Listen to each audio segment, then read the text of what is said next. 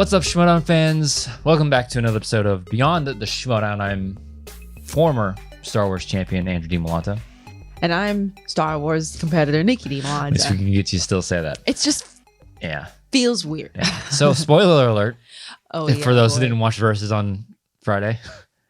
Sorry. Well, I wasn't sure if we should say something at the very We've top. done it before. I mean, yeah. we gave our spoiler warning at the beginning of the season. So what are you doing here? I feel like if there was somebody who was like, wait a minute, what?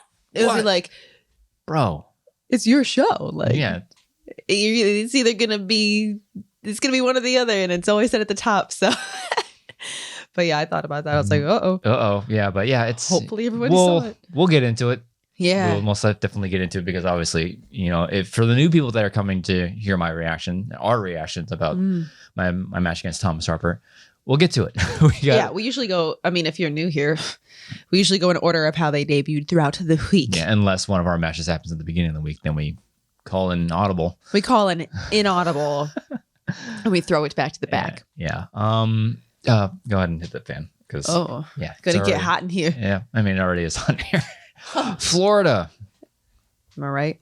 Yeah. Ladies. I think the biggest news that we have to talk about before we get into the matches, just so we talk about it briefly, is the retirement of Jeff Snyder. Oh yeah, that's true. So because I was puzzled, why isn't Snyder in the he wasn't in the tournament because of that little gauntlet. Right. And then he wasn't in the teams tournament for some reason. Why isn't he in the teams tournament? So maybe they already knew ahead of time, hey, he's gonna give this little gauntlet a go, try to get to the title, and then if it doesn't work out, yeah. But I don't know. There's so many things, so much stuff that happens behind the scenes that almost nobody gets to see. That is true, and it really burns my butt. There's so many things where I'm like, I wish people could know about this. Yeah, but the fans can only see what they see. Maybe because unfortunately he had to be because of budget cuts and whatever. He's no longer with Collider, right? And he's going to take time to focus on him, which is again, do what you got to do, my man. We always support the players and the decisions that they do because, and we'll get to this. You always come first. Yes. When it gets to the point where you feel like the Schmoedown is coming first, it's like, yeah, I'm gonna reevaluate a couple of things. So gotta take care of you, and we're definitely gonna touch on that. We'll definitely touch on that, but we will always support players' decisions. Yeah. When it comes to them first. Yeah. So and I don't know. I'm assuming it was also related to that that there was a new teams bracket was released, and now it's chaos theory on the stars instead of the otter couple, and deception is in there now. Deception is in there, not corruption. Yeah. So there's a new teams bracket that was released. Yeah. So check it out if you didn't see that. I'm sure everybody did, but if you didn't hear about that somehow, check it out. I'm pretty sure Christian or the Schmoedown account tweeted that new bracket out. And it's probably in the Facebook group. I don't know. Yeah. So when he lost to, who was it? Chance? Yeah. Yes. So when he lost to Chance, there's a chance we might see him in the teams tournament.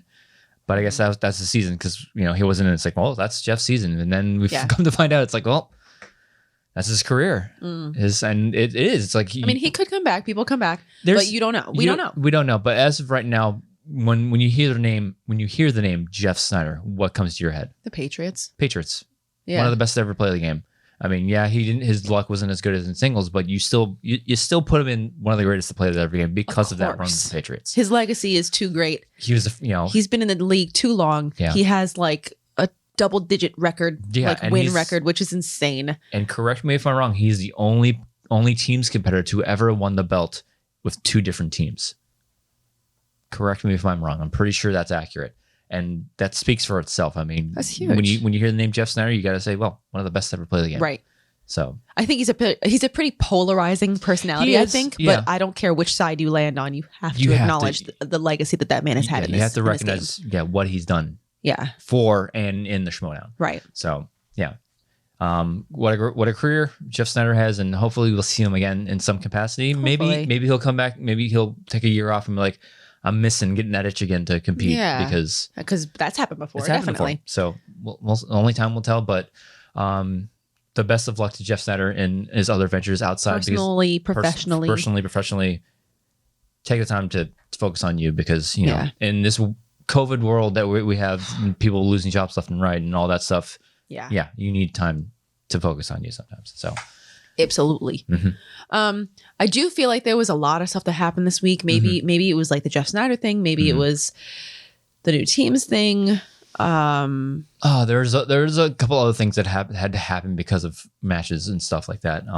Yeah, and I think we'll just get to it. But that was the biggest thing that I think we had to touch on. Yeah, I really should take notes like during the week. I feel like I used to, but we're just so busy with other things, and so I've fallen off the wagon. I haven't really done it this year. Hit us on Twitter if you want us to ask questions, because I feel like when we started the season, we were like, because we had our Patreon at one point. It's like, ask us questions and stuff. Yeah, I do miss that a little bit, but it is what it is. You can hit us on Twitter, hit us in the comments section. Hey, what do you think of this? Maybe one day we'll start it back up. Who the hell knows? I don't know.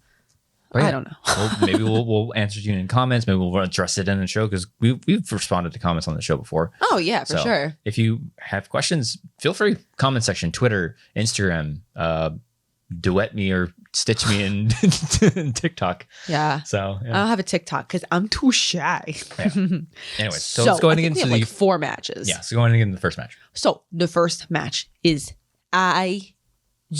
Oh yeah. We got ourselves Saul of the Den versus Moose Haas. Moose of the Finstock Exchange. I will thus, from this point on, be referring to him as Moose. I just can't bring myself to call him Moose Haas every time. It's ridiculous. I can't do it. Moose. Round 1. Moose missed a question about Batman, The Mask of Zorro, Star Trek Beyond, The Spirit, Green Lantern, something about Sapphire's call sign in Green Lantern. Saul missed a question about Rebecca Ferguson.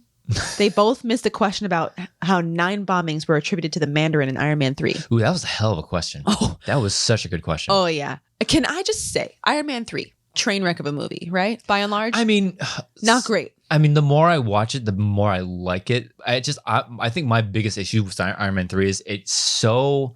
not good. It feels so like out of place in the MCU, because the problems I had, like, as a movie itself, it's very entertaining. The style of the direction of it and stuff. It's like, it's entertaining and stuff. But the problems I have with Iron Man 3 is that it almost completely ignores the foundation that was like set the previous 2 movies. It's like Tony knows how to make this energy source, right? The arc reactor, the new element that he created. Oh, that's right. Was that in Iron Man 3? That was Iron Man 2. Oh, okay. Iron Man 2, he made the element, and it's the only thing. But apparently you can recharge it with normal electricity now. It's like, wait, what? What? It's like, well, like, no. He spent the past 2 movies establishing that he's the only person that can create this power source, and if you can just take it and recharge it by plugging it in, it's like, what did we learn from the last movie? What? Oh, I don't remember this at all. It was weird. One of these days, when we announce retirement from the Star Wars division, we're going to go through and we're going to rewatch a lot of Marvel stuff. Oh, yeah. Because I would love to rewatch the Iron Man saga, the Captain America. I'm so excited. All that. Like the Avengers movies, We've been talking about rewatching the Captain America trilogy, and I'm Ever so since Falcon excited and Winter to watch Soldier. that. Yeah. And I almost want to hey, let's go and add that on to because it's part of the legacy of the Shield. Yeah. So I would be so excited if we marathoned it over a weekend. Oh no, we're going to once Star Wars isn't our everything. Yeah. Doesn't run my life and your life. Then we will. Then we'll do that when we are liberated. Yeah. So by the end of round 1, it is 4-8 in favor of Saul. Ooh, rough first round for Moose, because he got 3 points in the first round. 4 points. 4 points in the first round, as long as my notes are right. Oh, also the Mandarin. The point I was getting at was that I loved what the Mandarin was at the beginning of the movie. What it could have been. What he could have been. Mm-hmm. Ben. Oh my God. I can only think of Ben Daniel. I can't think of what his name is. Star Wars on the brain. I can't think of what his name is because I can only think of that name. But his name is Ben something. I love him. Mm-hmm. Like he's such a good actor. Never see me coming. God, the potential for that was another thing. That's the bait and switch. You're either on one side or the other for the bait and switch. Yeah. And I was on the get the hell out of here with that. But I think it opened the door for I don't know. I have not seen Shang-Chi yet. Can't wait. So because the 10 Rings is the thing with the Mandarin and Ben stuff. Kingsley. There you go. But even though I couldn't remember his name. Yeah. But I think it opened the door because they did those Marvel ones shorts, and they hinted at they did another one. Ben Kingsley was a short, and they brought him in for an interview, and it's like he's not happy with you, and it was the actual Mandarin, so they left the door open for that. Man, I just before the bait and switch, I was like, this guy is so good, cool, and I love the direction I was going because it's like up until this point, it was like Iron Man fights another dude with the suit. It's like, give me something better. Like, and what they were giving was like somebody that he can't control the suit, and he finds other ways to mess with Tony. It's like, this is fantastic. And then they turn him into some like drunk, like Jack he's Sparrow an actor? type character. Get out of here with that. That was so dumb. Wasn't a huge fan. Loved the Mandarin pre Jack Sparrow reveal. Round 2, Saul gets spinner's choice. Ooh. Very nice. Good spinning. He took Superman. Goes to multiple choice one time. Did miss it, but it was not stolen. Moose goes, he spins opponent's choice. Oh, no. Oh, just the snowball just keeps getting bigger and bigger. He gets given scores and soundtracks. Scores and soundtracks is a nightmare of a category for big time woof. Any division. Unless you're in Star Wars, which is only like then it's pretty focused. It's very focused. It's very focused and dominated by somebody. Yeah. So he's a 2-point miss. One big old 2-point miss that did get stolen. Then one multiple choice got it right. 9-19 in favor of Saul. Just like this close to a knockout. You know what I'm saying? Round 3. 2-pointer from Moose. Alien and Predator. What year was Alien released? 1979. He got it. 3-pointer from Moose. Transformers. Which Oscar nominee plays billionaire Joshua Joyce in Transformers: Age of Extinction? Top-notch Transformers film, am I right? It was Stanley Tucci. I do like Stanley Tucci. I do too. I liked him in Kingsman. Oh yeah. Whoever he was. Some sort of Galahad. Lancelot. I thought so. Or I think you're thinking of Mark Strong. They're both bald and they wear glasses most of the time, right? Am I? Yeah, I think you're thinking of Mark Strong. Maybe I'm thinking of Mark Strong. Hold on. What does Stanley Tucci look like? They look basically the same. Bald dudes with glasses. Tucci. Tucci's been in several other movies that I love him in. Stanley Tucci. Let's do Stanley Tucci Kingsman? No, you're thinking of Mark Strong. Hold on. Let me consult Strong. the internet. Stanley Tucci. He doesn't have a name, but right? Is he in it? Is Stanley Tucci in Kingsman? He will portray Merlin in Kingsman, in the Kingsman prequel, The King's Man. So he's in the new one. He's all right, I'm just foreseeing the future. But yeah, you're thinking. I do like Stanley Tucci though. Yeah, no. But yeah, I think you're thinking of Mark Strong. I think I also like Mark Strong then. Wow, I would have sworn that was Stanley Tucci. No. What am I thinking of? I think I saw a TikTok with Stanley Tucci like making drinks and I was like, wow, he's sophisticated. Oh. I don't know. Unless that was Mark Strong too. I don't know. No. I don't know anymore. I guess I'm just before I was on TikTok, yeah. 5-pointer for Moose. Comic book movies. What kind of... This is kind of book. I'm assuming that was supposed to be comic book. What comic book film begins with the line, I don't know, feels like our grave? What? He missed it. It was Priest. So with that, 14-19 in favor of Saul, taking home a TKO. Another TKO for Saul. Yeah. And he's the first IC competitor to get 4 TKOs on his record. That's impressive. That's a lot. I was like, we always say like a TKO victory doesn't tell the whole story sometimes. But regardless of that, 4 TKOs, come on, man. Because you don't get a TKO if you're messing around. You got to play well. You got to play well enough to be in that position, as we've said before. Yeah. So yeah. And they're both coming off of TKO victories. Yeah, because all the round one things ended in TKO. So yeah. So, but yeah, now we get to see Saul face Robert Parker in the finals. That's right. So, not giving me predictions. I think Saul knows he has to sharpen up a bit because yes, again, this was a TKO victory, very impressive. Right. But it was really rough round one for Moose. Yeah. And I can almost close to guarantee that that's not going to happen with Parker. Yeah. And also he had that 2-point seal. Yeah. So it's kind of like, yeah, TKO victory. But Saul will probably say this himself like, yeah, this isn't going to happen with Parker. Yeah. He needs to be on top of his game to beat Parker. Nobody likes to miss. Mm-hmm. So yeah, and Saul seems to definitely be one of those people that's like, no, Yeah. not going to fly with me, Mm-hmm. not for my own standards. Yeah, and that's because he holds himself to a really high standard. When he goes to multiple choice and he gets it right, he's like, Right. He's kicking himself for it. So you know that's the kind of competitor he is, and you know he's going to try to get ready for Parker. Because Parker is minus that one match with Chandru. He's looking dangerous, and especially after the loss to Chandru, he's looking dangerous. Yeah. So yeah, it's going to be a fantastic match. Moose, on the other hand, it's kind of like he started off really strong, Right. but then kind of got exposed to when in his loss to Amaru in that weird, wacky technical audio match. Oh yeah, you remember that's that right. one? I forgot about that. So it's kind of it's kind of like both of them kind of like they went up against Amaru, and that's where they kind of hit a speed bump, and then they it's like, oh man, unbelievable talent. Where did they come from? And then they hit Amaru, and it's like, oh okay. Maybe it's a testament to the questions getting harder again. So we never know. I don't compete in the division, so I don't know. Yeah, I can't. I'm not a good judge. Yeah, because I say it all the time. It's like, man, there are times where it's like, yeah, IG all the way still, and then smashes like this. Like I got 3 right. Nope. There's a reason I'm a Star Wars competitor. I don't even think I got 1 right. Yeah, that's why when they spin Star Wars, I'm like, yeah. I have a chance. But like, I'm curious to say, because like they said in the post match, it's like, yeah, he's gonna be back at the exchange next season, and things are different for next season. You only need a limited number of spots in your faction. And I think he said that like, yeah, like IG was just like, sure. Moose? Yeah, Moose is like, sure, why not? Like he wanted to go into singles and teams. Okay.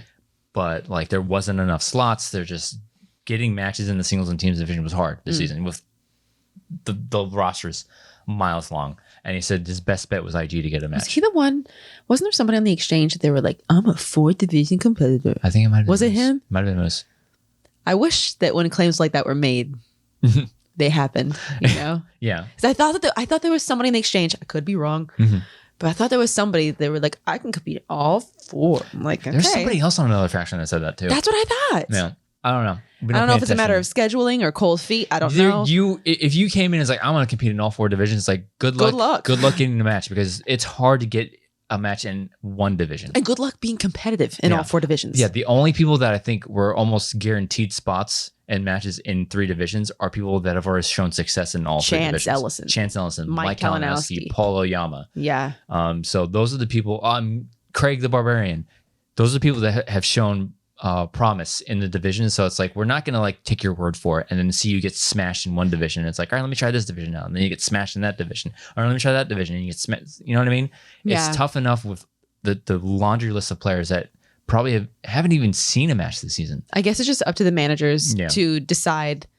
Maybe they test them and be like, how do I feel about how you're going to be able to do in this division? I don't know. But to just come in guns, I don't know if it was Moose that said that. I don't know. But it just made me think of how I think there was somebody on the exchange, and I was like, well, I would like to see that. I am curious to see how he would do in a singles match, though. So I'm, his season's over, but there's potential for next season. As far as IG goes, as far as IG goes, but actually, and in other divisions too, because the roster is getting cut in half next season, so there'll be more opportunities for you to get into be a multi-division player. So I'm curious to see how he'll do.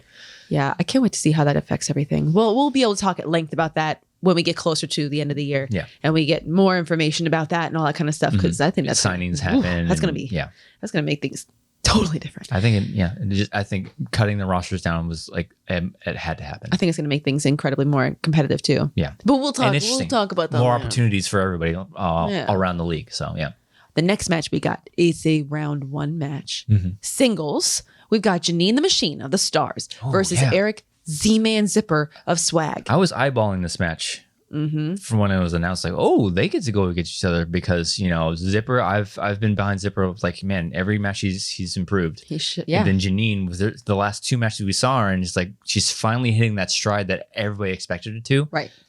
Can she continue that level of play?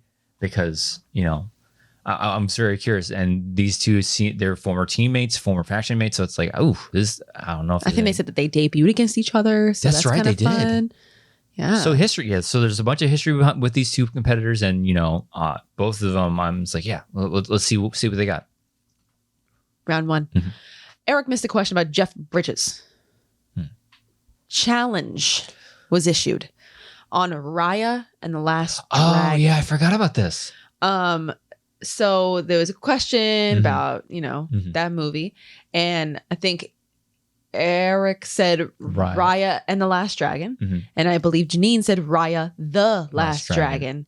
And it was, I think Winston was championing this challenge. I'm not sure if he was the one or if Eric was the one, but I think Winston was like, I kind of want to challenge. I think Winston was like, no. Yeah. And then I think Eric's like, all right, fine. Well, I trust you. Let's go ahead and move forward with it. Yeah. So they and I think deliberated, and they eventually fell on benefit of the doubt, and they overruled the challenge. And gave her the point. So I do want to touch on this. Yes, I think we need to talk. A lot of people are talking about benefit of the doubt right now.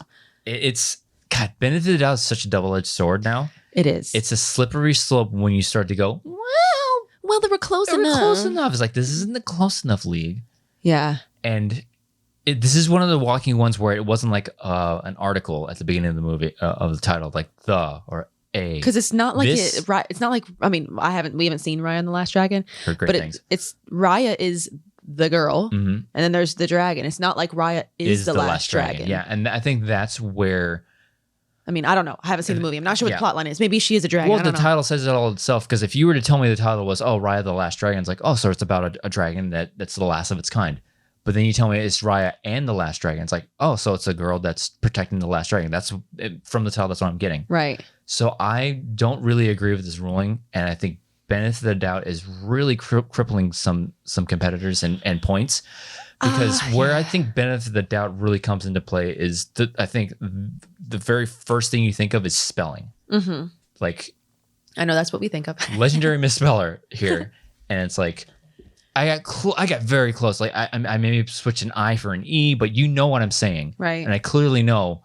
It's like, all right, cool. But when you're totally omitting a word that has real implications of the title, and we've never seen it, so. Yeah, I don't know. Maybe I don't know. It was like, oh man, like, because like benefit of the doubt is becoming very like, they need to really hone in on what they mean by benefit of the doubt, right? Otherwise, it's going to start to get out of the control. People can be like, I was close enough. Come on, I demonstrated enough knowledge so that you knew that I knew what I was saying. Mm-hmm. I don't know. Yeah, I saw somebody suggested like the rule book should be amended to include examples of how to use the benefit of the doubt rule. Yeah. I do believe, and I don't have the answer, Yeah. But I do believe that there should, it would be nice if there was a way to focus it and hone it, like you said. Yeah. Because I do believe in its current form, it's easily applied to too many situations. Yeah. Nothing. Yeah. So, yeah. I don't know the solution, but I think it needs to be focused on, and it needs to be wrangled before it gets out of control, because then it's going to be, because what happens if Janine completely didn't know it and she goes Raya and the dragon, and it's like, close enough, we'll give it to you, and then you can't, you can, in that case, if she guesses it and she's like close enough at it, you can't cite benefit of the doubt because she was just taking a stab at the dark, got the title completely wrong. You know what I mean? Yeah. So it's kind of like, where do you draw the line? So the ruling's the ruling. I don't agree with the ruling, but I mean, it's just that rule needs to be looked at again. And it was put in, I remember talking to Bibiani. It's like the rule was put in there to protect the players. Because there are some applicable, when we were watching the match, I asked you, like, what do you think has been the best usage? It's hard to say, but I don't remember. I barely remember what day it is. Yeah. So I'd have to look back at some matches or look back at what we said on past podcasts. But I do believe that there's been at least one or two instances this year that I've been like, what? That's a great example of benefit of the doubt. Yeah. But I don't remember what they were. Mm-hmm. But I just think it's a little vague, and it can be abused a little bit. Yeah, and it can be misinterpreted because one day the judges might say, like, depending on who's on the desk, that too, their interpretation of the rule it's very subjective. So there needs to be clear-cut examples of this is when it would fall into effect, and there just needs to be a rule in the book of titles need to be, because we'll get into this in another match. Like, titles need to be almost exact, minus the thes and the a's and the stuff at the beginning and the ends of the titles. Like Untouchables versus The Untouchables. Yeah. So. Yeah. Mm-hmm. Yeah. It would be nice to see some kind of tightening up of the rule. Yeah. You know, a little bit of focus to it. I don't know what the answer is. Yeah, every sport goes through this. You know. Every sport goes through this when they introduce a new rule, or at the end of every season, committees get together. It's like, all right, we had a problem with this rule. What can we do to fix it? What can we do to make it better? And I'm pretty sure that's what's going to happen at the end of the season, because you can't just change things in the middle of the season. Because I mean, this is like the first season with an official rule book. So this kind of stuff is to be expected. So you gotta give a little bit of grace to the rule book. We're still learning. Everybody's still learning. So. It is what it is. Yeah. God, I wish I could think of a better example. There's a couple of examples like that's a perfect example of why this rule is in there. I know we've said that. Yeah. I know we have.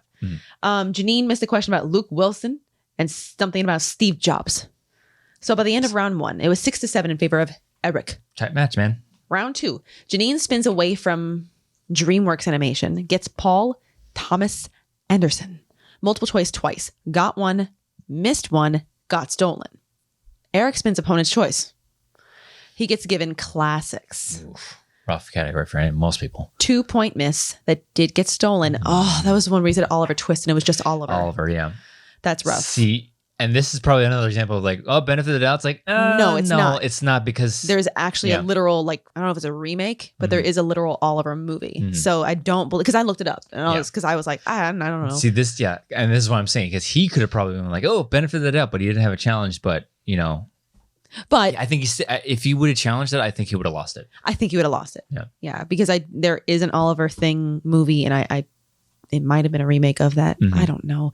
Don't ask me. I'm like, I don't know anything about movies that aren't Star Wars. It's a wonder I got you into this thing. It really both is. Watching and competing. How do I get hoodwinked and bamboozled like this? What's wrong with me? What am I doing? Like I think you were like fresh off of giving birth to our daughter. I was like, hey, watch this with me. You have nothing better to do. Yeah, you're on maternity leave. Yeah. What else are you gonna do? Baby sleeps for 20 hours a day. Hey, watch this match with me. Like binged everything. Like, this is actually pretty cool. This is great. Let's keep watching this. Yeah. Look at me now, Mom. Wow. He goes to multiple choice one time, missed it, and that also got stolen. So by the end of round 2, it's 12-14 in favor of Miss Janine now. 2-point match. It's not over. Oh no, not at all. It's a gettable match. Round 3, 2-pointer for Eric. Westerns. Ugh. Who received a Best Supporting Actor nomination for his role as the treacherous John Fitzgerald in The Revenant. Tom Hardy. So good. Bane himself. Got it. 2-pointer for Janine, the 1990s. Who plays Hitman Jules in Pulp Fiction? Sam Jackson. Got it. 3-pointer for Eric.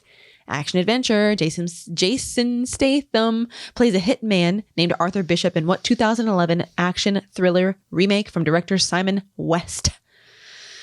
The Mechanic. Oh, that one. That one. It seems like Jason Statham played like what year is it? It was 2011. Yeah, I think like around that year he played. They're all the same movie, right? They just drives fast cars, steals stuff, the Mechanic, rescues people. The transport.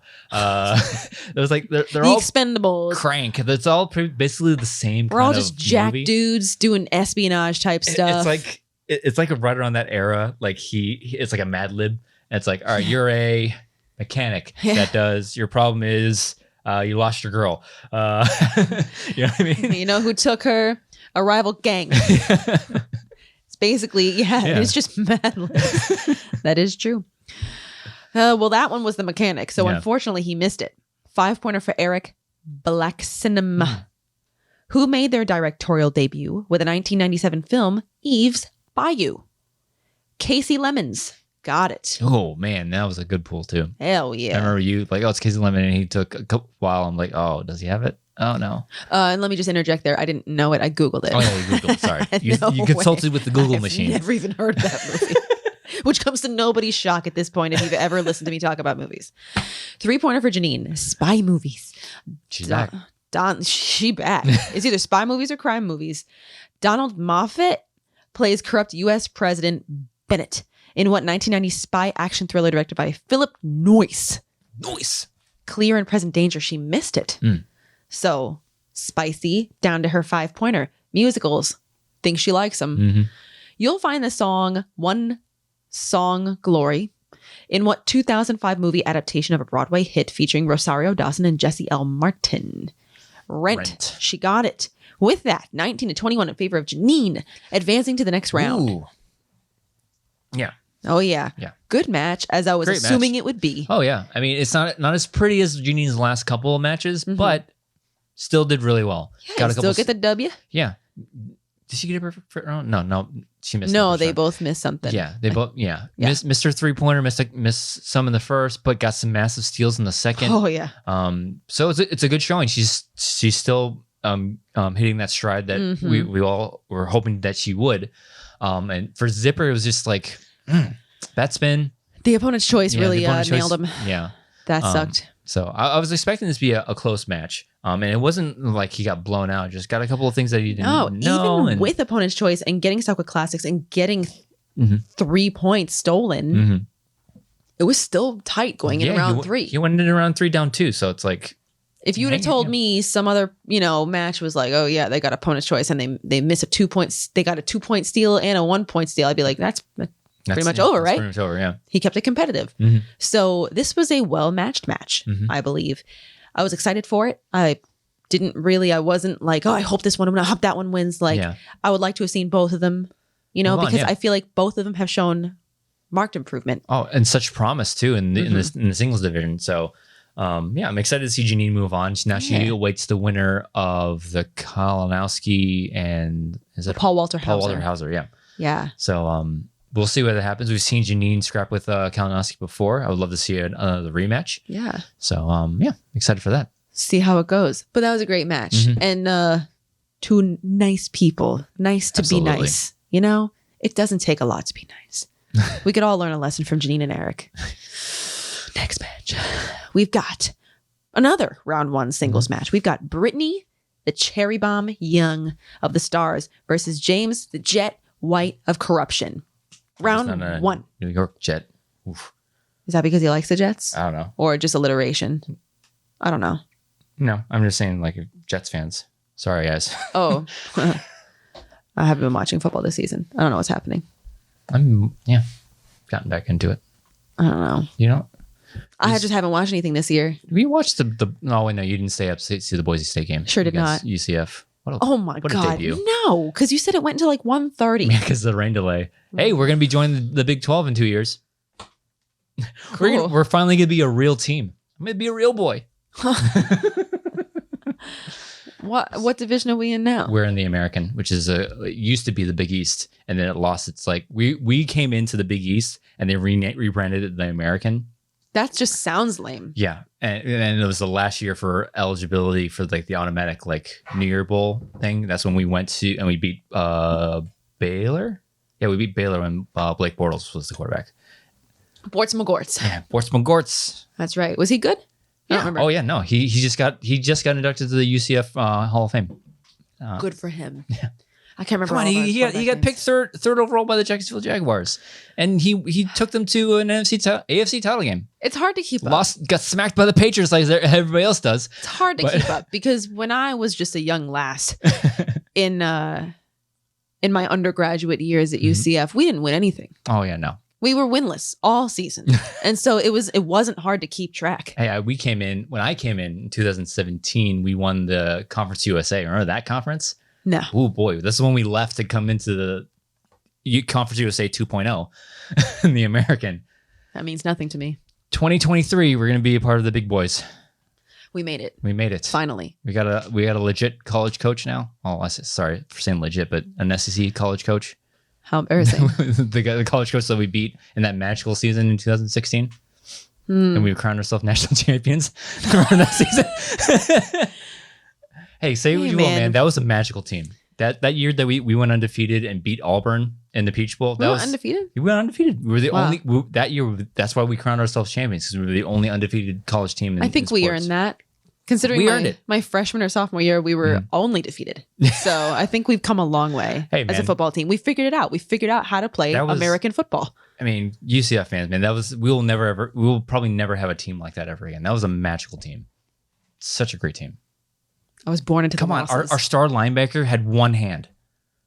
That's right. Yeah. Oh, didn't he go to the big league? Didn't he go to NFL? Yeah, he got drafted with his Brother? a year after to Seattle. I don't know if he's on the roster anymore, but Didn't he have a brother? Yeah. Twin brother. Oh. Shaquille Griffin? Those names sound familiar. Yeah. Shaquem sounds familiar. The Griffin twins. Yeah. Yeah. But come on, Good man. for them. He caused the game-winning interception, basically. The dude had one hand. Come on. That's a magical team. That was pretty cool. We'll never have a team like that ever again. Come on. Mackenzie Milton, who's playing for I remember that name. Florida State now. Remember that name, yeah. Good luck, man. He just lost to a non-FBS team or an FBS team. How embarrassing. The Knowles are in trouble. Round 1. What match are we in now? Brittany and James. Lord help us. We haven't even gotten to round 1. And there's already a challenge. Oh, yeah. So there's already a challenge. The answer that Brittany said was what? Beauty shop? No, she said the beauty shop. And James just said beauty shop. And the challenge was issued by corruption. Yeah. And Shannon, it looked like she was firing up her Google machine. I don't know. I don't know how deep her knowledge is of 1920s Not sure if movies. that's allowed, but it's I never don't been. know. There's nothing in the rule book says that they can't do that. I don't know, because I know Roxy mentioned something about having to have your hands up and That's stuff. competitors. That's competitors, yeah. So and it's also for speed rounds too, so you're not like and texting your competitor like, here are the questions. I don't know. Yeah, I don't know. But in any case, she argued that there is a movie from the 20s that was called Beauty Shop, and so her argument was that the article distinguishes these two movies apart. There is literally a beauty shop. There is literally the beauty shop. And that was basically her argument. And then Roxy comes in, rebuttals. Benefit of the doubt. She clearly demonstrated that she knew blah, blah, blah, blah, blah. And they both cited the article rule, where it is a rule book that like the omission or inclusion of it doesn't take precedence on your answer unless it does distinguish it from another movie. And that's based on that, actually in the rule book. Based on that, the challenge was upheld because there is another movie of that title. And I'm conflicted on this ruling. Me too. I get it. Black and white based on the rule book. Yeah. It's upheld. But it's like seriously, like 1920s. Come on, bro. Come on. This is where benefit of the doubt should protect this player. And it's like, was she even aware? Yeah, was she even aware that this movie existed? I mean, sure, it does exist, and according to the rule book, letter by letter, she should be awarded the points. But come on, bro. Yeah. Come on, bro. But you know what? At the same time, I get it. Because if I was the competitor and that was my manager, I'd be like, thank you. Because that got me an extra point. Or it got, took them from getting their perfect round. Yeah. So I get it. And if it were me, I'd be like, oh, well, that's the game. That kind of thing. Yeah. And that's the game. I get it. And by the rule book, they're right. The challenge was upheld. And it was. So. But come on, bro. Yeah, it was a lot. Yeah. And then Brittany went on to miss a question about Interstellar. Oh, yeah. That was, I think that was a great pull by James. Yeah. Like, Interstellar? It's like, ooh, because I said, what did I say? Martian. Yeah, Martian. I said The Martian. Yeah. And I was way off. Yeah. I mean, they're both space movies. Yeah. So you're not that One far. was categorized as a comedy by the Golden Globes. Which one? The Martian. Like, why? Because it was bad? No, because it had funny moments, had humorous moments, but there's no, that's not a comedy. That's a sci-fi. Interesting. Like drama. James, however, got a perfect round. He did miss the bonus though. So by the end of round 1, it was 6-8 in favor of James. Round 2, James spins away from John Hughes because I think he knew that John Hughes was an apparent strength of Brittany. And you don't want to Jeff Snyder it and like, I'm going to take it off. You don't want to take it. Outplay yourself. Misses. She steals them. Do I take it off the board for her or do I potentially give her stolen points? I think he made the good decision. Yeah, because like, what are the odds she's going to land on it? What are the odds she's going to land on it? That's just reverse slice hunting, which I think is risky game. It's risky and foolish to outplay yourself in reverse. Yeah, risky game. So he spins away. He gets Disney. He goes to multiple choice twice. Got them both. Brittany spins away from the 2000s. It's too broad. Gets courtroom dramas and legal thrillers. Oh, should have With 2000s. Probably. I think she might have said so much in the post-match interview. Multiple choice 3 times. Missed 2. I know 1 got stolen. I didn't write if the second one was stolen or not. I don't think the other one got stolen. I'm sure I could do math and figure it out, but I'm not going to. Please don't. Please don't on math publicly. I'm sorry. I really shouldn't. I shouldn't do it, at least not publicly. Yeah. And then the third multiple choice she went to, she got it. 9-16 in favor of James now. Round 3, 2-pointer for Brittany. In Gone in 60 Seconds, which actress plays Sarah Wayland that helps Memphis steal cars? All right, let's ride. Angelina Jolie is in Nick Cage. Yeah. They listened to, what was it? Wild. They listened to Tequila before every heist, and he's like, all right, let's ride. Well, that ninjutsu.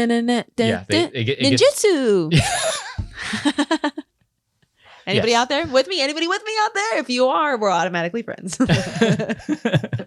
I hope people get that. Yeah. No. Yeah. They play that to get themselves like hyped for the heist, and they're like, what a lame song to get hyped. I'm pretty sure that's it. That is. Because I remember whatever floats your boat. Because I remember like the outsider of the group that's never worked with the group before. It's like, what? Yeah, I'm with the outsider. And everybody's like, oh yeah. Oh yeah, I'm just vibing. I can't wait to rob this bank or whatever they did. They steal cars. Steal cars. Potato. Yeah. What am I gonna throw on my wall? Oh, we're stealing cars today? Cool. Same movie. Yeah. Different things stuck to the wall. You know what I'm saying? I don't know. I haven't seen Gone in 60 Seconds, so I don't know. It's a fun movie. It's fun. I know it's Angelina Jolie. Is it Brad Pitt's not in that? No. That's Mr. and Mrs. Smith. Mm-hmm. Very different movies. No. Wait, so is Nick Cage her partner? Yeah. Oh, didn't know that. Yeah. I thought he was like the third wheel. No. He's the main. Guess I should watch movies. Yeah, she had like blonde dreadlocks or something. Or no, that's Salt. No, she was blonde in this. I distinctly remember her being blonde in this movie.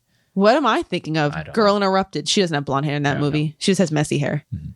I don't know. I think she had cornrows. Did she have cornrows? I thought no. I don't know. Her hair was braided in God, I'm so embarrassed. I thought she was blonde in Salt or in Gone Girl Interrupted. I almost said Gone Girl, and I was like, that's not Angelina Jolie. Drinking too much over here. I drink her sorrows away. Lord help me. Angelina Jolie, she got it. 3-pointer for Brittany, Family Films. Who plays scientist and inventor Wayne Zelinsky in Honey, I Shrunk the Kids? Rick Moranis. She got it. What is it? It just it makes me think of, I don't know if I should say what it makes me think of. Is it a TikTok? No. That's not Mickey Mouse. Oh. Don't talk about Total. That's what it makes me think about. I think he's. Oh man, Ooh. That's a deep cut. It's not a movie reference. It's like an old. I'm sure. It's I'm pretty sure. Early 2000s YouTube reference. If you get that, then wow, let's be friends. I'm pretty sure people will know. Put it in the comments. Wow. Please. Rick Moranis. She got it. 5-pointer for Brittany. Biopics. Who won an Oscar for her performance in the film I, Tonya? Clearly, I'm not good at this game because I was like, maybe it's Margot Robbie. She got nominated. I don't think she won. It was Allison Janney. She got it. 2-pointer for James. Oscar films. Yeah, I was like, there's no way it's Margot Robbie in a 5-pointer. I was right on that account, at least. 2-pointer for James. Oscar films. Which Ben Affleck directed film won the Best Picture Oscar in 2013? Argo. Got it. Be a good dog name.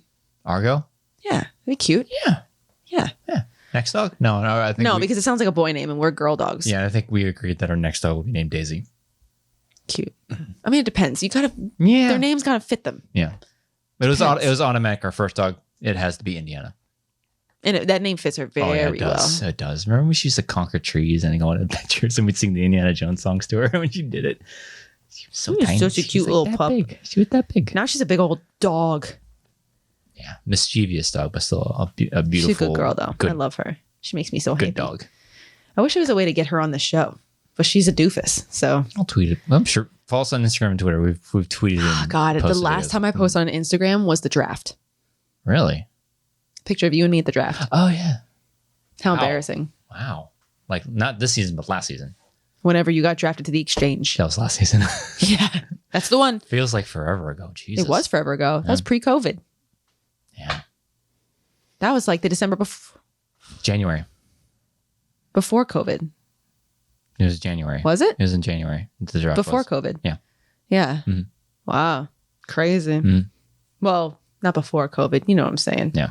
Before COVID like became it ravaged the world. Well known. Yeah. God, I can't wait for it to end. Oh God, it's such a horrific thought. Get your Fauci ouchies, people. Fauci. I just need to say how much it makes my skin crawl when people call it the jab. Ew. No, why? I cannot stand when people, if you call the vaccine the jab, I don't think we can be friends. If you got any of my references before, but you call the vaccine the jab, I don't know, man. It's debatable. We'll have to see. Because, it just makes my skin crawl. I don't know why. Just, you know how there's just some things out there that just make your blood boil? Yeah. That's one of them for me. Okay, 3-pointer for James. Thrillers. What screen legend played the lead role in The Russia House about a British publisher who unexpectedly finds himself working for British intelligence to investigate people in Russia? Wow. Sean Connery, R.I.P. Mm-hmm. He got it. So with that, 19-22 in favor of James. Yeah. Moving on to the next round. Yeah, I think it was that second round. Yes. That second round is what got her. Oh, for sure. So, yeah, hindsight 2020, maybe she should have gone with 2000s. Maybe. She might have known more movies, but God, like courtroom drama and legal thrillers. That's a rough category. Yeah, I wonder if there's anybody out there that's like, oh, that's my slice. Yeah. Put it on there. Oh, yeah. My Cousin Vinny has to be in that one. Oh, yeah, it has to be. Love that movie. Man, give me some questions about that movie. Those I might get. Probably not, but I'd have a better shot at getting them. Yeah. Maybe. I don't know. I love My Cousin Vinny. So good. Yeah. But yeah, this was a great match. We haven't seen James in a long time. Yeah, the last time we saw him was his loss to Paul Preston. And that was beginning of the season. So it's been, he's been sitting, waiting patiently for his opportunity, and took the most of it. And now he's moving on to await the winner of. I don't know. I don't have the bracket in front of me, so I don't know. I kind of might. Mm-hmm. No, I downloaded it. Hold on. Everybody. Heyo. Hey, kind of prepared. Unintentionally prepared. Brittany Young, James White. James White will now face David Del Rio. Oh, wow. And Del Rio is on a grind right now. He's looking real good. So he show is. Yeah. I mean, it's a tough go, but we'll see what happens. Anything can happen in this game. So yeah, it's gonna be a good match. Yeah, and Brittany, she's always a delight to watch. Oh yeah, absolutely. She's one of those people that she seems so positive and happy regardless of what's happening in the match. Yeah. Always get a laugh out of you when you watch her, kind of thing. Mm-hmm. So she's always a delight to watch. I think this might be the end of her season. Yeah. I'm not sure if we're going to see her next season. Time will tell again. We'll see. I think she could be one of those sleeper type players because she had a match or two this season that we're like, okay, good for you. Mm-hmm. So I'm curious to see if we see her next season. Yeah. I don't know. We'll have to keep our eyes open for that. And as far as this fashion race goes, I mean, corruption. They're doing their corruption thing. And the stars are, like I said last episode, it's like you need to start winning now. Otherwise, it's looking rough because I don't know who they have left in the tournament. They have Janine still in the tournament. They still have, God, who else is in there? Jacoby Bancroft. Bancroft's still in there? Yes. Yeah. Yeah. Yeah, that's right. They lost the rookie lost in the first round, and there's the third person I think that has yet to go. Too many people. I'm sorry. It's a massive tournament, so I'm sorry if we can't keep track of everybody. Yeah, definitely. But maybe when we get down to like the semifinals, I'll be able to keep track. Yeah, but like the stars, they got to start winning again. They got to stop losing. Yeah. So if they want to make a run for it, so easier said than done. Yeah. But you also got Alex Damon running around in the Star Wars. Oh yeah, tournament. that's true. So yeah, not completely out of it, but it's the more you lose, the rougher it's gonna get. Yeah. So of course. They have to start winning. They have to. Of course. Mm-hmm. So. Next match and final match, the pay-per-view. The Star Wars title match between Andrew, the Hunter Dimalanta of the Mercs, and Thomas, the Major Harper of the Den. Mm-hmm. Let's jump into it. Let's do it. Round one. I'm going to do my best to just do my best here. I'm going to do my best to not get in trouble. Round one. Thomas missed a question about Anakin's first line in attack. Mm-hmm. Not at all. He said, not at all master. Yeah, and there was no challenge here. I didn't challenge anything. Nobody challenged anything. There was a cut. There was a cut, and they said, "Hey, we had to deliberate because they said to themselves, we need the exact line," and they accepted not at all master for whatever reason. Yeah, and you can see you saw my face. Like, I was like, not at all, and they're like, ooh, So they deliberated. It's like, we needed the exact quote. We watched the movie. It is not at all a master. He doesn't get the point. Right. So, and then he missed the name of Zori Bliss's Y-Wing. He confused it with the model. Right. I'm pretty sure he knew the name of it. I think he just got confused for a second. Yeah. But the comeuppance. The comeuppance. Andrew did get a perfect round. Andrew did miss the bonus question. So this is probably the most ridiculous question I've ever heard. I got to be honest. I have a problem with this question. I'm not going to get into why, because I don't want to say anything that's going to get me in trouble. But I do have some beef with this question. Yeah. Because it's like they're always looking for ways to like stump us. Yeah. That's the only way you don't have like 5150s every the time. Match. Yeah. But this was ridiculous. This was the most ridiculous question I've heard in the division. It's like, wait, what? Yeah. It was a straight up guess. I'm like, A New Hope? I don't know. Yeah. Because it's like 70 movies. It was like a 73 movies in the same decade. The only movie that's in the same decade at all. Yeah. The first one, A New Hope. Why not? Yeah. Last Jedi. I'm like, oh. And then we went back and watched it. We did our research. It's in Canto Bite. Canto Bite. You can hear it for all of like 2 or 3 seconds. And it's in the credits. Whatever. But yeah, it's done. It's still a ridiculous question. I was like, what? It was nowhere on my radar. How would I ever come across this? Yeah. So whatever. It's a legit question. It's in the thing that saves it is it's credited in The Last Jedi. Whatever. Yeah, it's over. Let's move past. 8-1 in favor of 8-1. Wow, 8-10 in favor of Andrew at the end of round 1. Round 2, Thomas goes first. He spins Revenge of the Sith, spins away, and then gets Mixed Bag. Gets a perfect round 2. Andrew goes. He spins away from the Clone Wars and gets The Force Awakens. Missed the question about how many members there were of the Guavian Death Gang, not counting Balatik. Yeah. And there were 5. There was one guy that was standing in the shadows behind them all, basically. Yeah. And Thomas did steal that one, so that sucked. You know, if you were going for Thomas, that didn't suck for you. Yeah. But you know, I could have sworn it was 4. Yeah, I know you asked me the question after the fact, and I was like 4.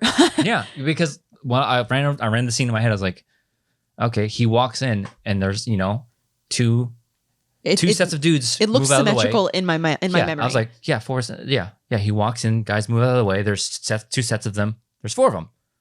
No, there's one in the back. Yeah. I was like, yeah, it sucks. Screw me, man. Yeah. Jesus. So by the end of round 2, it's now 18-20 in favor of Thomas. Round 3. Thomas spins the Phantom Menace. They both bet 3. It was they'll never get me on one of those dreaded whats. Quote by 3PO. Starships. They both got it right. It's now 21-23 in favor of Harper. Round 4. Thomas missed a question about Ben Daniels, the name I couldn't get out of my head earlier on the show. Plays Antog Merrick. Funny how. And then Andrew passed on which Jedi said the Force surrounds you, Rey, in the end of Rise. And I'm kicking myself for this one because I didn't want to pull the trigger on it because I was like, just in case. I was like, pretty sure it's Anakin, but I don't want to give away anything. Yeah. And by the time I settled on Anakin, I was like, all right, I have to. By the time I was like, all right, say Anakin, time was up. Because I passed on the opening crawl of Phantom Menace of like, what's the last line of the opening crawl of Phantom Menace? I was like, ooh, pass on that because I need to think about that. Came back to it, and it came down to it's either conflict or dispute. Dispute is at the beginning of the paragraph of the crawl, so conflict. And then by the time it came back to the Anakin question, I was like, it is Anakin. Say it. Time. I was like. We'll edit it out. The magic of editing. You can bleep out the bad words. But yeah, so like I am kicking myself for that because it's like I knew it was Anakin. Right. I just didn't want to risk it. Right. In that moment because I went in down 2. Yeah. It's like I don't want to go. I don't want to give up a point. I don't want to give up 2 points. It would have been a 2-point swing. Right. I don't want to go down 4 going into the final. So it's like, Nope, you're out of time. So, Right. Well, there it goes. Yeah. So by the end of round 4, it's 30-31 in favor of Thomas. Round 5. 2-pointer for Andrew. Star Wars Underworld. In what Star Wars film will you find Nymeave Lake surrounding a gathering? I got a little bit auto-corrected here. Surrounding a gathering place of criminals. Yeah. It was The Force Awakens. Got it. That's my 2? Yeah, that's a tough 2. That's in my opinion. I mean, I knew you knew it because I've heard you say Nymeave Lake 5 bazillion times. Yeah, in my opinion, my 2 and my 3 should have been switched. Yeah, that was a tough 2-pointer. That's my 2? I think. Okay. 2-pointer for Thomas in Attack of the Clones. Who said the famous line, "I have a bad feeling about this" in episode 2, Attack of the Clones? Anakin. Got it. 3-pointer for Andrew, The Phantom Menace. In episode 1, what was the shortest way from Gungan City to the capital of Naboo? Through the planet core. The planet core. Yeah. Got it. Yeah, I'm saying they should have been switched. Yeah. 3-pointer for Thomas. Rogue One. In Rogue One, the Rebel Alliance headquarters was located on the moon orbiting what planet? Yavin. Got it. 5-pointer for Andrew. Villains.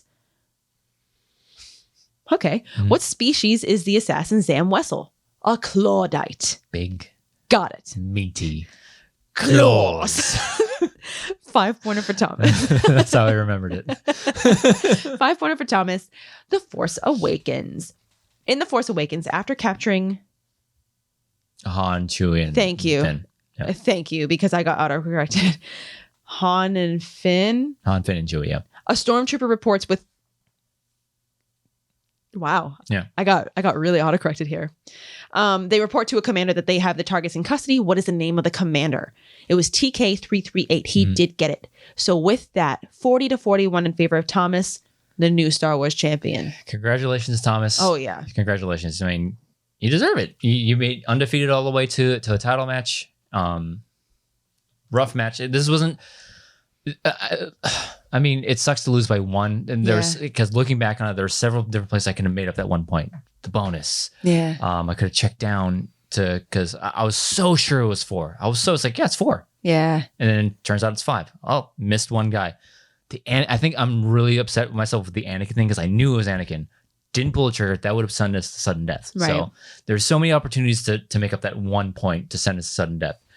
And this wasn't only a rough match for me and for Thomas and several misses. This is a rough match because there's a couple things that happened behind the scenes that I won't get into technically that it threw us for loops because when we filmed it, it took twice as long to film because of those technical issues. And that just grinded on both of us. It's like, God, we want to just keep going. Let's go. You want to talk about interrupting, match flow. Right. This was very rough to get through because of all the technical things that happened that just messed with us. Mm-hmm. So it was a rough match for everybody involved because it was just like I'm pretty sure you asked it, it's like, oh yeah, poof, that was a hell of a title match. Not just because of the play, but things that people will never see because of editing. Yeah. So yeah, it was going to happen eventually. Yeah. It was bound to happen eventually. Nobody holds onto the belt forever. Mm-hmm. And I mean, the only way you hold on the belt forever is if you retire with it. Like Sam Levine. Yeah. I mean, that's the way you guarantee. Yeah. That you don't lose You never lose your belt. Yeah. Because if you win the belt and you continue playing, I mean, if there's somebody in the world that can win the belt and then keep on playing for another season or more, and you never lose it, and you got to put it on the line a couple times, and you never lose it, then wow, you must be the greatest player in all of time. Yeah. But it was inevitable. It was going to happen. It was going to happen. And it's just, what was I going to say? I was thinking about what I was going to say, but I wanted to hear what you had to say. Cute. Yeah. But it's rough because every champion can say this. Winning the belt is hard enough, especially in the Star Wars division. Of course. Defending it is almost 10 times harder because there's expectation on you now. There's a target's on your back because especially when you win it from somebody that's held it for so long, or say like Adam Collins won it from the best to ever do it. Of course, that's immediate pressure. He's undefeated, took it from Dan Merrill. Yep, you're now target number 1. Target number 1. And you don't want to be the guy to not defend. Right. There's all these things rattling through your head of like that affect your gameplay. Right. It's like it's so hard to win the belt, but to defend it multiple times. Yeah. There are great champions that have won the belt, never defended it. Right. It's hard enough to defend. Yeah. So I'm fortunate enough that I was able to defend it twice in a row, and I just ran into another unstoppable wall with Thomas Harper. It was bound to happen eventually, and Thomas is about to learn that struggle. It's like, congratulations, you deserve it. For sure. But now you're target number one in the hardest division in the movie of Trivia Schmoedown. Yeah. Everybody's gunning for you. Yeah. And this tournament is going to be wild. A knockdown drag out. It's wild. It's going to be rough. You look at the names in there. You got Alex Damon. You got two Damons. You got Alex Damon running around in a tournament. And you got him running around against Molly Damon. Yeah, you got Alex Damon, Molly Damon, Laura Kelly. Gold leader who was this close to beating Thomas. Joseph Scrimshaw. You got Eric. Well, I mean, we'll get into that. We'll get into that. We might as well get into it now. So we just ran through all those names. Yeah. There's one name that's not in there. And everybody's expecting me to go in. Right. But I'm not. Right. So I'm sure everybody's curious, like, why are you not going in? Why are you not going in? And it really just boils down to, I need a break. My mind, for them, not just for this season, this track goes back to a year to the last tournament. It goes back almost a year and a half to 2 years. This has been going on. That just constant studying, constant watching, just a constant pressure to perform. I need a break. It's gotten to the point to where I was talking to Alex and Molly on their show. It's like after we were done recording that, I felt I needed my life back. Yeah. For the past year and a half to 2 years, I felt like the Schmoedown has just dominated my life. It's all we do. It's all we've done. The very little free time that we've had, it's been studying, watching, studying, watching, quizzing, running speed drills. It's been nonstop for almost 2 years. I wanted my life back. And not that, but also since what month was your first match against Alex? March, yeah. Since February or March, whenever that match was. You're right. It's been like that since the last tournament, but since your match with Alex and in the couple months leading up to that match, it's been compressed to be even more gearing up to that first match. I've been asked to compete more than any, because look at how many times each title has been put up for this season. The singles title was Collins to Merle to Ethan, and now we're going to see it to Marisol and Ethan. So 4 times it's been up. The teams, and as of right now, it's 3. As of right now, it's 3. But then also the teams title, it was Shazam versus Odd Couple, and then Shazam versus Corruption, so twice. The IG was Chandru to Mara and Mike Kalinowski, and then and Kalinowski and Chandru again. So it's 3. Star Wars title's been on the line 4 times this year.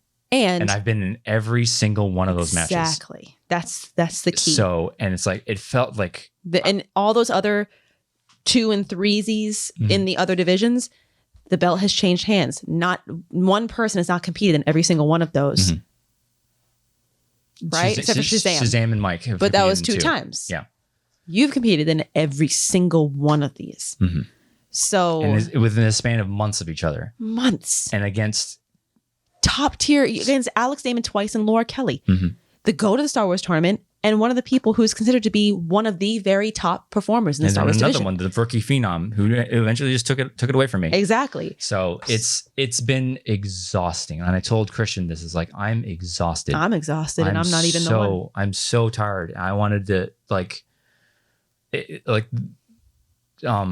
just the fact of like, do I want to do this to myself through a tournament? And I don't have to compete month to month now. It's you got to compete like week to week against basically the same level of competition. Do I really want to do that to myself? And I thought about it and I was like, I can't for my own sake, for my own mental health, for me. And because we talked at the top of the show, we will always back the players. Do what's best for you. And I felt what's best for me right now, personally, mentally, and just is to just step away from the game for a little bit and give Eric an opportunity to represent the Mercs in the tournament. Because had I gone to the tournament, I would love. It's been. I've said it all the time. I said it in the post game. I said it on multiple shows. It's my dream. It was my dream to play at Spectacular and compete for the belt. And to sit out and not get that opportunity, it sucks. It does. I want to go for get the belt back, be the first 2-time champion, win the tournament. be able to play it spectacular. Yeah, I would love to do that. I just don't think my mind would have been able to handle that. And my spirit and my mind is just drained at this point. And I can't do it. And if anybody has a problem with that, it's just like, well, I don't know what to tell you. Players should always come first. You should, no matter, like I've given so much to this game for the past 3 years. I wish people could know how much time, effort, blood, sweat, tears, anxiety. I said it on Rundown when I won the title. It's like, yeah, people always tell you, we know how much you study. We know how much you work. You know how much you wanted this. We know how much you give to this. Like, no, you don't. You have no clue how much I've sacrificed for this. I've given up jobs. That's true. I passed on a wedding. No, I booked a wedding. Then I said, sorry, we have the tape. And I canceled on them. That's the level I went to because I wanted to give everything to this game. And that was a year I didn't win it. Yeah. So like, if anybody was like, come on, man, you're a champion. You have to have the heart of the champion. It's like, I gotta take care of me as a person. To what extent? Like, when I lost to Ace in the tournament last year, I got an amazing message from Rachel Cushing. She's like, take care of you. Yeah. The day that the Schmoedown begins to be number one priority, no, she didn't say that. She said, don't put the Schmoedown first. Right.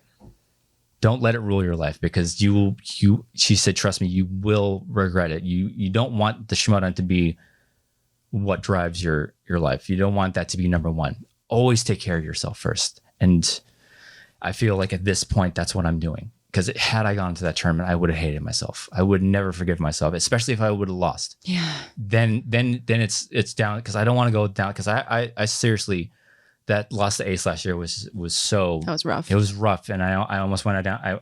I almost went down a road that I didn't want to go down. Retiring. Yeah. Let's just specify. Yeah. Sorry. Like going to that point, it was just like, God, why am I doing this? And I didn't want to do that to myself mentally again because the competition we're all basically right here. Yeah. It's just that one slip up, that one slip up. It depends on the day, depends on the question. Yeah, it's just that one thing that can kill you. Yeah. And I don't want to put myself there right now. I'm not, it's just like, I've gotten to the point where it's like, I told Koi this, I've gotten so much support from like Bibbs and Harloff and especially Koi. Cause I was like, hey, I called him. I was like, hey, I need a break. Let's give Eric a shot at it. And he, not without even blinking, he's like, yeah, you didn't even have to call me, bro. Mm-hmm. If you need a break, you of all people deserve your break. You've competed so much. You've put so much on the line. Go ahead and take your break. We'll prep Eric for the tournament. So it's so much. It's just so much. I like we taped this at the end of last month. It was 2 weeks before it aired. In this past 2 weeks, I've felt so great. Yeah. So like the stress is gone. I don't have to. The weight has been lifted almost. Yeah, it was almost like I was wearing like Goku training weights. And the second that Koi said, yeah, go ahead and take your break. And when I started doing non-Star Wars related things, I was just like, oh. You binged What If? I binged What If. And I felt like me again, like before going into this and stuff. And like it was getting to the point where I would watch a movie or start looking at my cards. And I was like, I really don't want to do this right now. I can be doing so many different things right now that I want to do that makes me happy. And it was getting to the point that where watching Star Wars wasn't making me happy. And I think that's when I was like, I think it's time to just take a break. Mm-hmm. I think my soul needs this break. I can't keep doing this. It's so much. It's just so much. Yeah. So now we get to help. I get to help prep Eric for the tournament. I get to help you to prep for the tournament. Yeah. So now with you not going into the tournament, mm-hmm. that shook up the bracket a bit. Yeah. So Alex and Molly, like we said, that was never going to change. Come hell or high water. You have an opportunity to put Damon v. Damon. You're going to do it. You got to take it. So now this bracket was released, right? Yeah, it was released after my match. So, oh yeah, that's right. Hmm. So on one side of the bracket, you've got Eric Whiteley versus Laura Kelly, which that's a tough out. That's gonna be a tough one. Yeah. And then you've also got Gold Leader versus Joseph Scrimshaw. That's a tough out for both of them. That's gonna be for both of them. That's a tough out.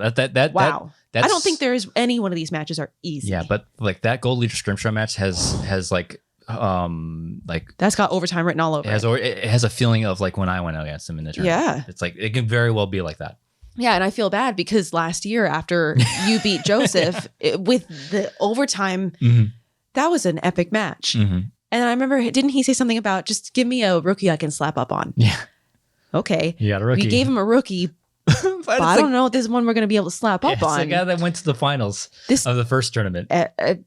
Gold leader he's good. Dangerous. Yeah. So that's not going to be Joseph slapping around a rookie. That's going to be a knockdown drag out. Yeah, it's gonna be a good one. And then on the other side of the bracket, you got Alex versus Molly, of course. Everybody's is very looking forward to this match because they've been wanting this for a while. Of course. And then you've also got me, and I'm going against the former FCL competitor Ross Arsenault, who, had you gone into the tournament, is who you would have faced. Yeah. So now he gets the other Dimalanta. So it's a rough tournament. It's a rough tournament. And like, I don't know, like 2 Star Wars tournaments was a lot. Like, I don't see them doing this again because if you only had, we had 2 in 1 year. 2 in 1 year. I don't think the way they're cutting the rosters down, I don't see them doing 2 a year again. It's also just a lot. It's a lot. And everybody's always saying we're going to run out of questions. No, we're not. No, we're not. But like, why would you even risk that with 2 tournaments? Yeah. So, it's whoever comes out of that. Thomas is going to have another tough match behind him. And like I said before, he's, winning it is one thing, defending it is a whole other beast entirely. Because there's so many different factors, so many different things rattling around your head, like what ifs and all that nonsense. So yeah, it's going to be good. We'll see who comes out on top of that one because it's rough. It's rough. Can I make one point? Yeah. The point that I need to make as the wife and as the person who feels, who could blame me? I'm very protective over you, of course. Why wouldn't I be? I should be. But I get very wrapped up, and I try not to get too like petty and stuff. Too salty. Too salty, but sometimes it's kind of hard. But, I can't even say how proud of you I am because, and I'm going to try not to cry. Please, like, how ridiculous is that? You're going to make me cry. Don't cry, please. But no, one of the things that I want to say is that coming into this season, you had your number 1 contender shot against Alex. Going into that match. Okay, no, let's back it up. Let's back it up. We're going to go back to Chicago. Yeah. When you first debuted, what was that? 2018. Because it was the same year that our daughter was born. Yeah. Why did we do that to ourselves? I don't know. We have a newborn and you're like, yeah, I'll go in the Star Wars division. Yeah. Great idea. Yeah. So we go to Chicago and you're an unknown. Of course. Relatively, yeah. Yeah. You're going against Joseph Scrimshaw, beloved legend of the division, as he should be. Then you got Molly Damon, wife of Alex Damon. Then you got Laura Kelly. She's got a wonderful following. Another Force unknown, Toast. basically, yeah. She's got her Force Toast following. Then you got Andy Blanchard, who I think whatever he's involved in. He has a large known following. Voice in the Star Wars community, yeah. And there's Andrew Dimalanta, relatively, I would say, unknown. So there wasn't a lot of I think it was just a lot of Joseph Scrimshaw, because everybody knew him. Oh, Molly Damon, because everybody knew her. You play in that match. You come in second place. You force Joseph Scrimshaw to his 5. You come out of that match and nobody really talks about you, unfortunately. That's how it goes. You go into your next match against Laura. Laura is the superstar of the Chicago match. Yeah. And everybody is kind of like, I don't really actually remember what the lead up was like to that. But Laura won that match. Laura, oh my gosh, Laura, nobody really talked about, well, no, never mind. People talked about Andrew. All we heard was 0-2. All we heard about was how your season is, I don't know. I don't know about Andrew's career in the Star Wars division, 0-2. Hard to come back from 0-2, 0-2, 0-2, 0-2, 0-2.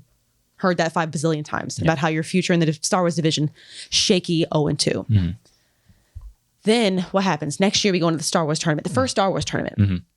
You go against Joseph Scrimshaw, 0-2, 0-2, 0-2, 0-2. I don't think Andrew's going to do it. Andrew can't do it. He's not winning. He's not going to be Joseph Scrimshaw. It's Joseph Scrimshaw. He just went against Alex Damon. He just forced Alex Damon to his 5. Andrew's not going to do it. You did it. And in spectacular fashion. And Joseph, no knock to him because he is a beast. Obviously, you both played perfect games up until that overtime question. So you did it.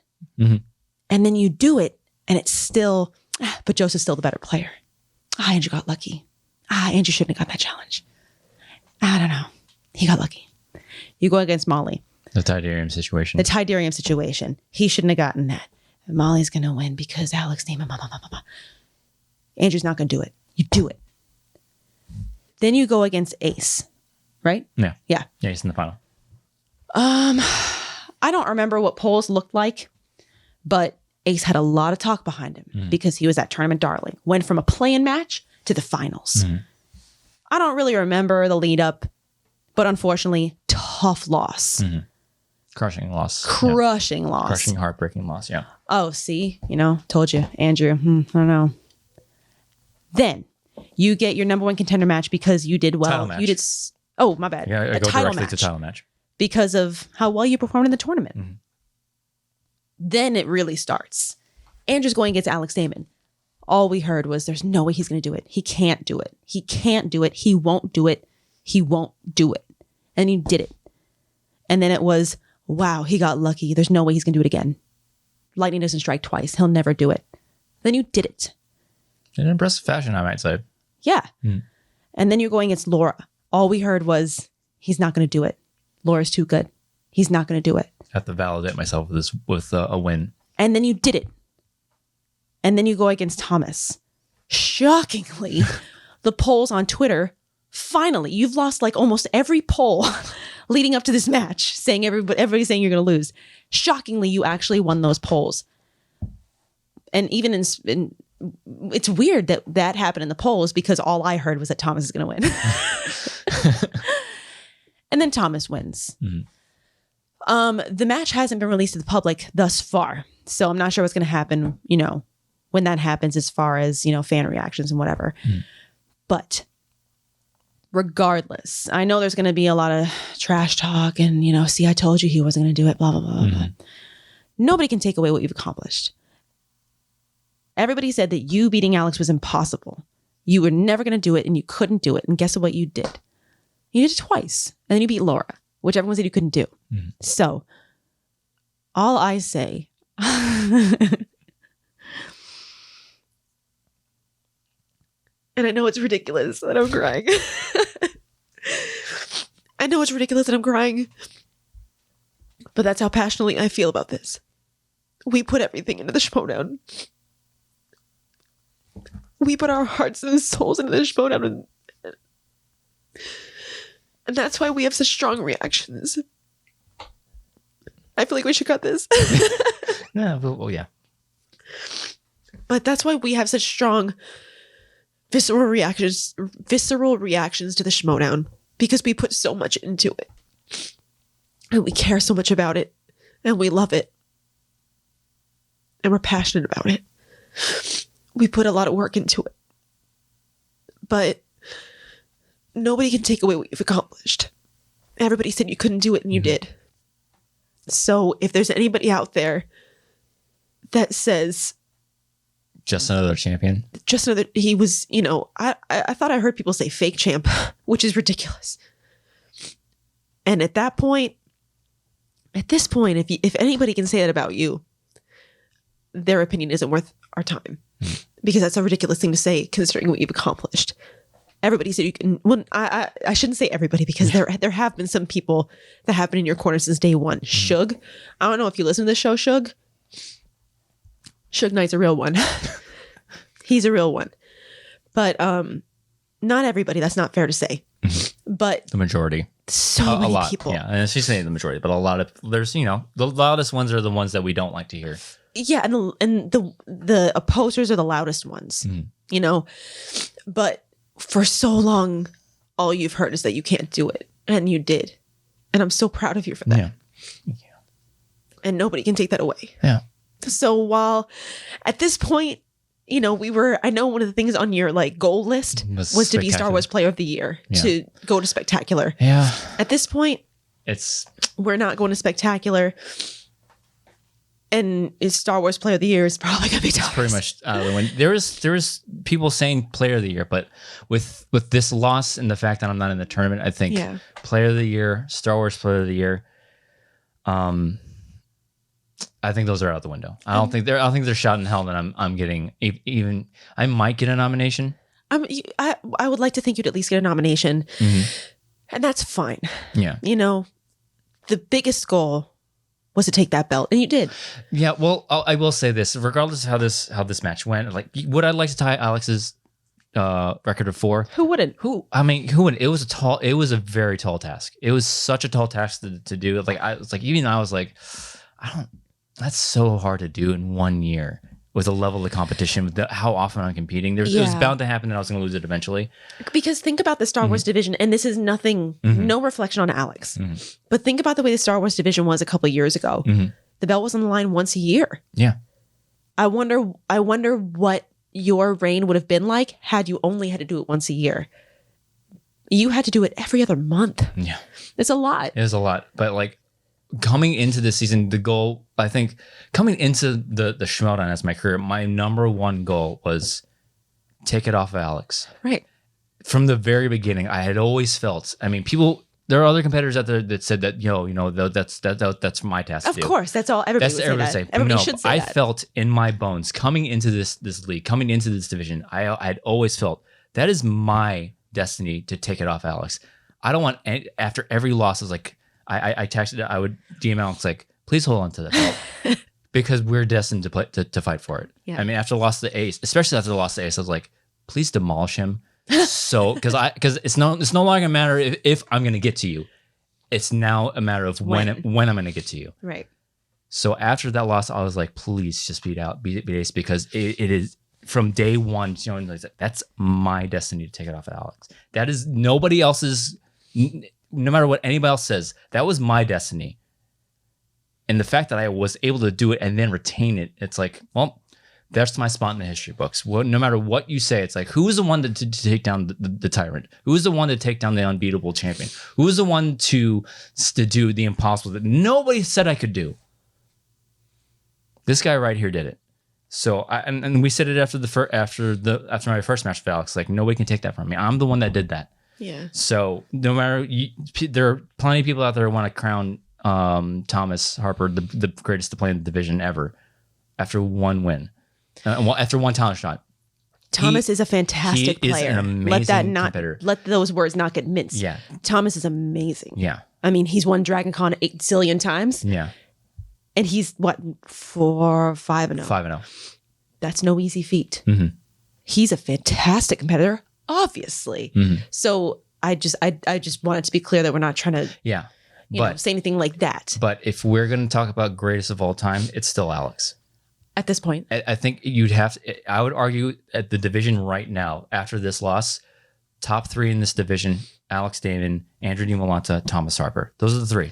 I would like to think that would be a consensus. In no particular, switch this around depending on our stats, our records, our, who's your favorite personal preferences. Mix those up however you want, but I don't think you can argue the top 3 in this division at the moment: Alex Damon, Andrew Dimalanta, Thomas Harper. Those are your top 3. Well, considering you're the only 3 in the game to either be a former or a current belt holder. Yeah. So yeah. Well, and time will tell. I mean, we had this. It's the Adam Collins, Patrick Mahomes argument. Yeah, they're the best right now. Yeah. But only time will tell if they're going to be the best of all time. Yeah. Only time can tell. With more matches, more experience, more wins, more losses across the board. So. And I got to be honest. Sorry. I didn't mean to get all emotional. That was really weird. That caught me off guard. I didn't mean to do that. But it's, there's a lot of emotions, So seriously, I apologize. It's just that I feel so strongly. Yeah. And I am so proud of you. Yeah. Thank you. So, that's why I'm stepping away from the tournament, because I can't handle that level of emotion and that level of commitment right now. Right. Especially because I've put off so much. When's the last time we went on a date night? Good question. Exactly. Because any opportunity where we'd give, grandparents are taking their daughter for a weekend or something. We didn't look at those as date night weekends. We looked at those as Star Wars study weekends. That's exactly what we did. It's like, oh man, what are you guys gonna do? You're gonna go to date night, go to dinner, go do this, that, blah, blah, blah. No, we're gonna study Star Wars. We're watching Star Wars. We're gonna quiz each other. That's all we ever did. And like our friends can be a testament. Shout out to our Overwatch clan because like there are weekends where we're like, hey, you guys jumping on? It's like, no, sorry, bros. Sorry. We're studying Star Wars. Yeah. So I know there's probably people out there that would look at this and be like, wow, you guys need to chill. But it's like, listen, I'm not the first person that the Schmoedown has made them cry. Yeah. Reference Mike Kalinowski, So I'm not the first. I won't be the last. But it is very important to us. Mm-hmm. And that's why it really hits us in the feels sometimes. And it's almost kind of also, it almost kind of feels like you said, almost kind of like a relief. Yeah, it is. We finally get to breathe, and that's also part of this. It feels like I've been strangled this entire year. And the stranglehold has been on me this entire year of like, you better defend that. You don't want people to say this or that. You don't want people to say this or that. You work so hard for this. You don't want to let it go. Yeah. And now that it's gone, I mean, it felt weird to start this episode and it's not sitting here right next to me. Yeah. But at the same time, like this loss doesn't sting quite as bad as the last two. It's kind of like, okay, I can finally breathe. I can finally relax. I can finally watch What If. I can finally do these other videos I've been planning to do forever, but I never had the time to do because of kid, work, and defending the belt. So it sucks. Losing sucks. Would I have liked to defend it? Absolutely. Would I love to gone? I would love to have gone spectacular. It's something that not everybody gets to do. It was on my to-do list, my bucket list of being in the Schmoedown. I was competed spectacular. I've always wanted. I've been the past 3 years. That was like get the spectacular. That was the ultimate goal. Now I can't do it. So it sucked. Yeah, but it is just such a relief. I've been, like we said, it's like the weight just came off my shoulders. It's like, oh, finally, my break. Yeah, yeah. It's kind of like I imagine what Alex felt after our rubber match. It was like, oh god, he even said on I think it was point of view. It's like, oh yeah, I'm sitting here in the other room watching a documentary that I've been meaning to watch.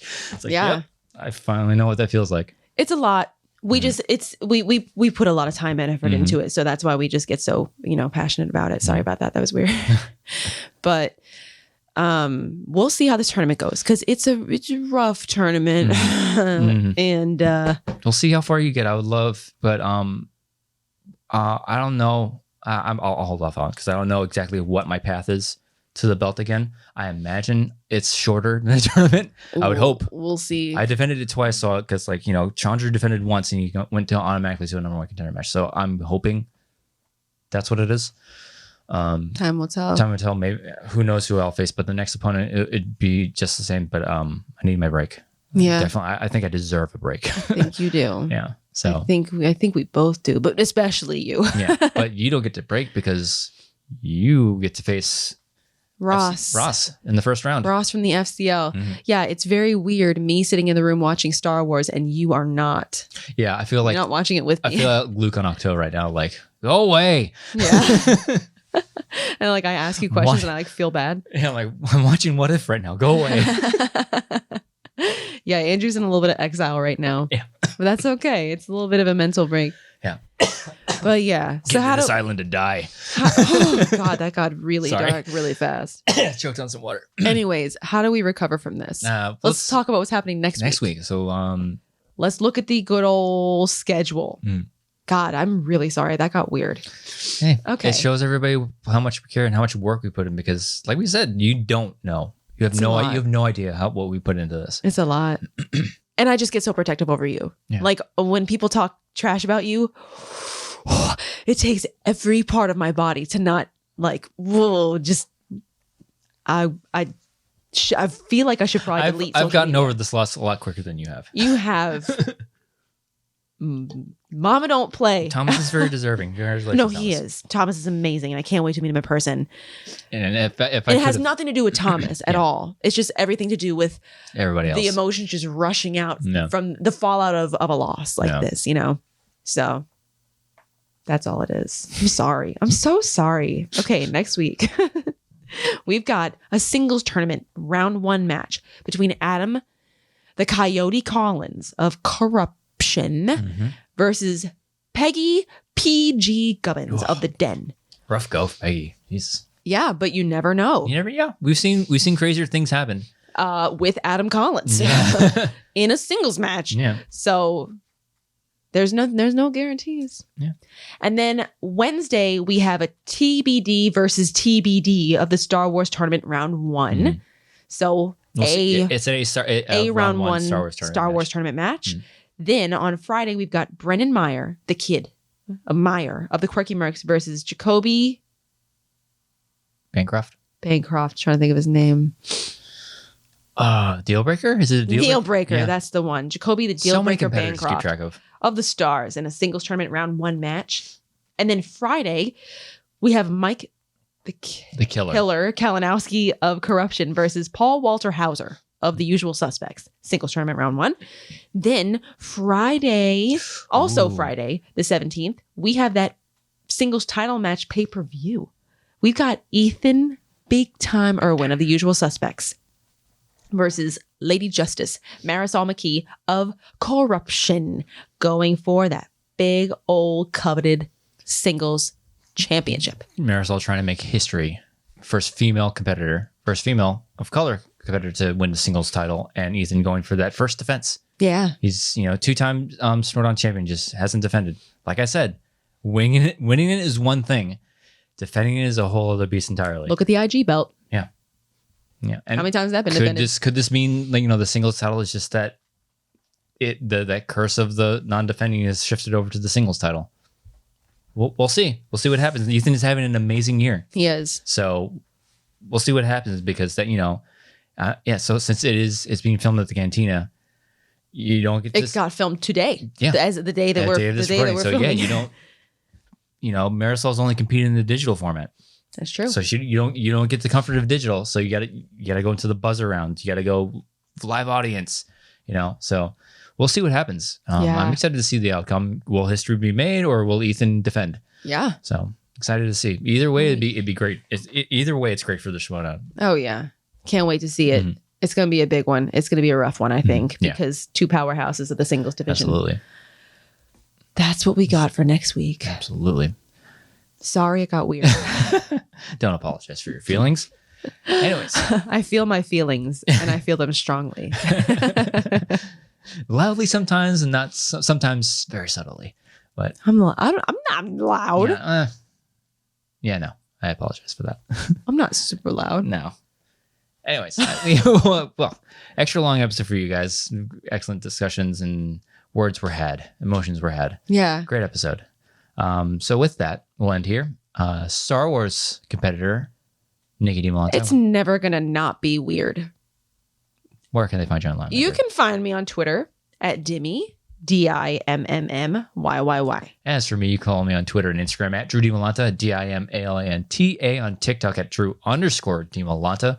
Listen to us on audio form. Please follow the feed and rate us, please.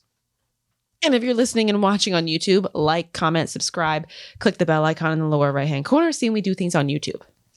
Thank you so much for joining us on this episode of Beyond the Schmoedown. We'll see you next time.